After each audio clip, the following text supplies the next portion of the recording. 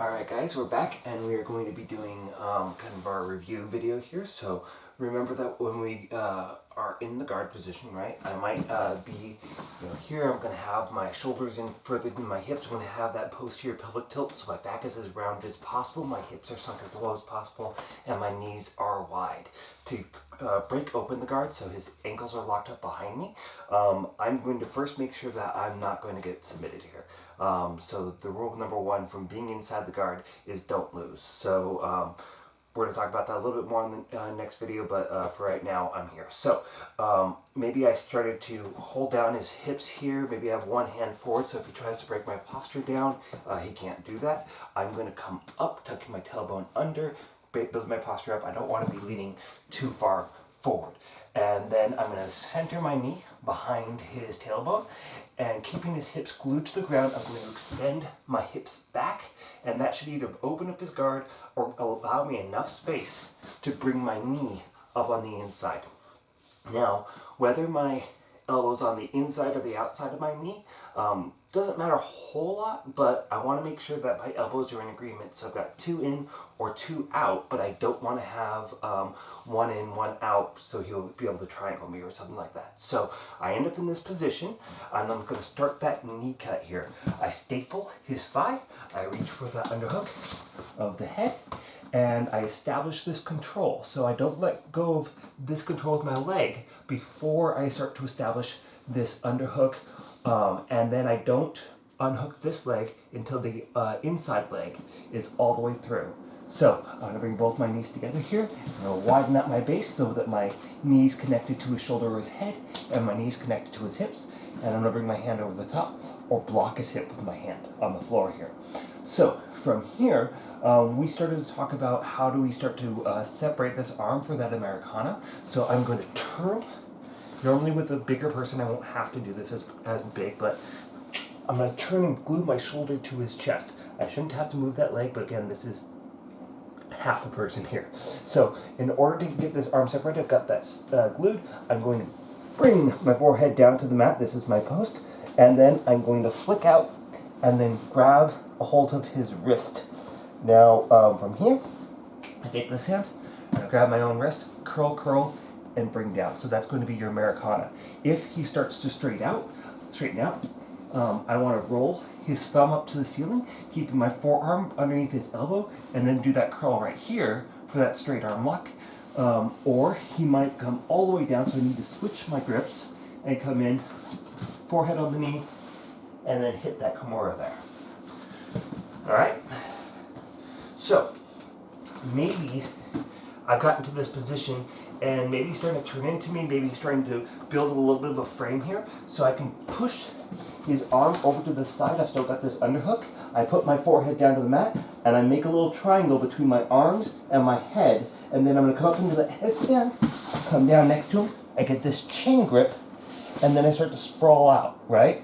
Keeping this elbow on the floor, and trying to put my neck where this muscle here, probably going to be my levator scap or trapezius or whatever, and I'm going to kind of pinch my head in, and I want my head to be at the same level of the artery on this side of the neck. I don't want to have it, too low down if it's a big guy, and I don't want it too high up if it's a little guy. If it is a big guy, I may have to turn my sternum into the arm and drive in with that, but make sure that when I'm driving in, I'm still keeping this kind of skydiver kind of position, right? So, let's say there's some other type of framing that he's doing, so I might push this arm across, underhook, and do the same thing over here. Alright, so we also started going into how to start separating the arms, right? So I might grab the shoulder, lift this shoulder up so he can't turn into me, right? So if this elbow's up, he can't turn in. And I might come into the switch base or scarf hold position. From here, I might, from the switch base specifically, I might pull myself up and use my ribs to separate the elbow. From there, I can push, get that unhook, right? And then there's that head and arm choke from there. From here, like I said, he might turn away, he might push on my chest to kind of get me to fall back and be able to take the top control away from me. So, if he pushes on my chest, I can begin to wipe that arm away. From here, I've got that underhook on the shoulder. I don't want to be all the way up here. I won't be able to move, right? I want to have the underhook of the shoulder. And you should practice and find where the position is that you have to be in order to get the step out under and get it right under here at the neck, right? So to make this easier, a lot of times I'll lift my hips up, right? I'll do what I'm not supposed to do in a side control, and I'm going to unroot myself from the ground. This is usually what he's going to think, is that he's going to be able to dump me over. I can post, right? I can prevent that dump over, but I'm going to use that to get that step over. I put my hand at his elbow, his palm in my armpit, and it should kind of naturally end up thumb up, right, into your armpit rather than thumb down. It's going to be kind of awkward from that position for him to be like that, so it's going to naturally be in that position, right? So I've got that pinch on here. I know where his elbow is. I put my hips behind the elbows, and I start to extend. I'm not trying to sit back too much. If I do that, I might actually lose his hand. So I'm more thinking about driving my hips into that elbow and just pinching and keeping that hand in one place. Now, maybe when I do that white back, he knows that he doesn't want that, so he keeps his arm out here. So I'm going to step over, right? And I want to get high enough in, right, so that I am kind of at his elbow or in a little bit further than that, so that he can't easily pull his arm back out. And I'm going to bring my foot on top. You can, if you want to, thread it into the middle. If you do that, I might hold on to it because I don't want it to sink, because I don't want him to be able to weasel his arm out this way, right? So from here, I'm going to usually extend this top leg, and he's usually going to try to look for freedom by bringing this up, right? So I've got this nice triangle, and in order to get his wrist as close to his head as possible, I go heel toe, heel toe, heel toe, and then roll over that shin to get that scarf hold shoulder lock. All right. Now, we also started to go over this knee wipe series from the top 4 quarters. So, depending on how you want to do this, right, I might go into this switch pace since we're already working with that so far. I'm going to post onto his shoulder, post onto his hip. I'm going to slide my hips along his leg so that he can't block with that leg. I'm going to put 2 on his belly and wipe that arm down to the ground. From here, I'm going to reestablish my side control, or if you're lazy like me, and again, this comes with its risks, I put my foot over his bicep and then come down. Whatever works for you, it's probably safer to come down into the side control before you do that way and just do a flick in, right? So I don't bring this leg off until this one's in place. Remember that I can post here, and a lot of times they're going to try to pull their arm back. And that's going to usually put them in this position. If they don't, I can use my leg to capture that arm. I'm not particularly good at that one.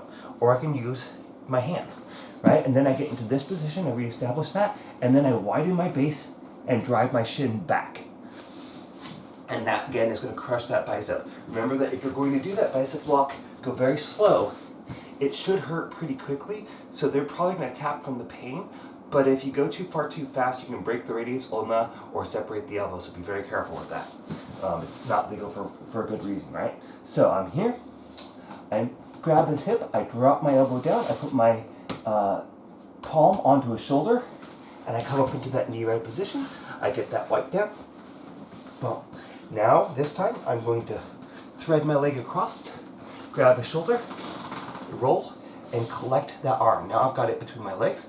I'm going to post on his chest and have a seat, right? So from here, right, spin around, knees together, heels apart. If I need to, I'll get this figure 4 and I'll roll him and scoop my hips in. I won't pull him to me. I get my heels in, knees together, right? So hip penetration, we rolled him so that we get the hip penetration. That's number 1. Number 2, heels in. 3, hips together. Top the lever, my thumb is into his palm, so I have control over which way his hands go, so I can trace that elbow. I can come straight back, keeping him glued to my chest, right? And from here, I can either just extend straight up by lifting my hips slightly. The thing that's going to protect my testicles from getting crushed is this knee pinch, right? Because I'm creating, we talked about this in the triangle video, right? We get narrow to fat here towards closer to the hip. So if I'm pinching in, I'm creating this little wedge before he hits my junk, so he won't be able to actually crush me here. And so remember that my pressure, for practicing, a lot of times I'll say just touch with your fingertips and bring down as you bring your hips up, because you have got a non-resisting, willing partner, and that's going to allow you to get the feel for which direction you should be pulling. Again, you're not going to get this if you're pulling up over your head and stretching his arm out.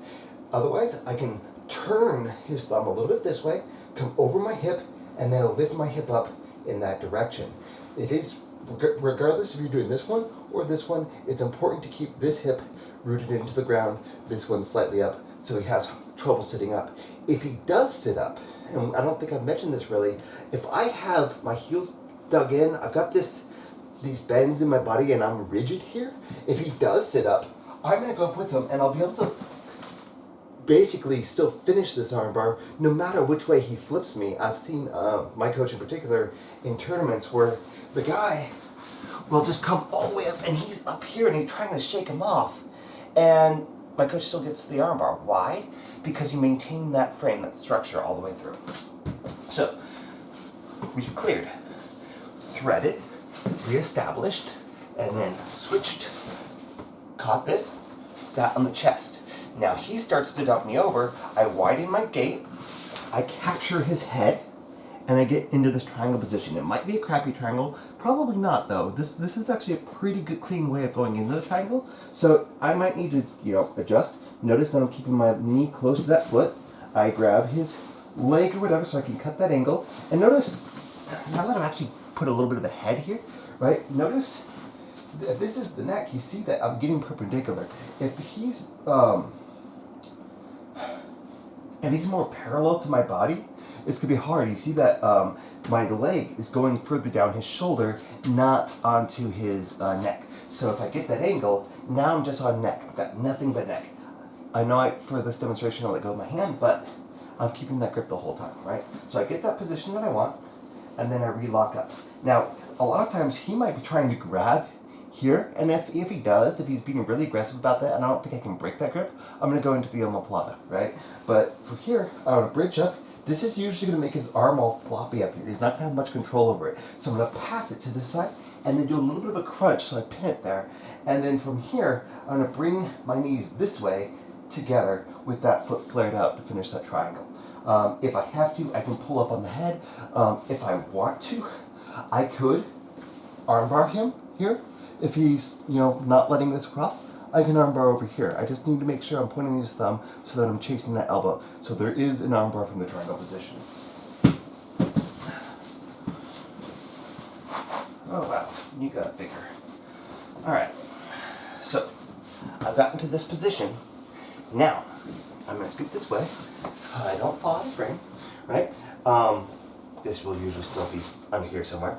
And so what I'm going to do here is I'm just going to spin my legs over his head. The whole time I'm going to try to keep my shoulders in front of my hips the whole time. If I come back here, he might get that arm free, so I don't want that. So I'm going to pinch that with my elbow. I'm going to keep myself looking straight ahead. And I'm just going to slide off to the side here. Notice how my dummy has rolled over because I've got his shoulder.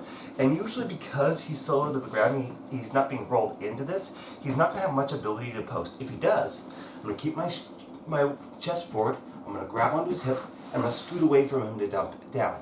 Now, there is another technique where I could grab his foot. Usually when if I'm doing a spinning armbar or something where I have to sit up into this, I might grab his ankle and straighten it out. That's going to help plop him down and then come up in there. But I need to use my hands since I won't be able to use my ribs to trap that arm. So from here, I make this little S-mount position. I point my toes so I'm creating a cylinder. I'm going to come straight forward and turn that corner. And that's going to be your omoplata. I think that's everything that we did in the last video. So we're going to go ahead and move on.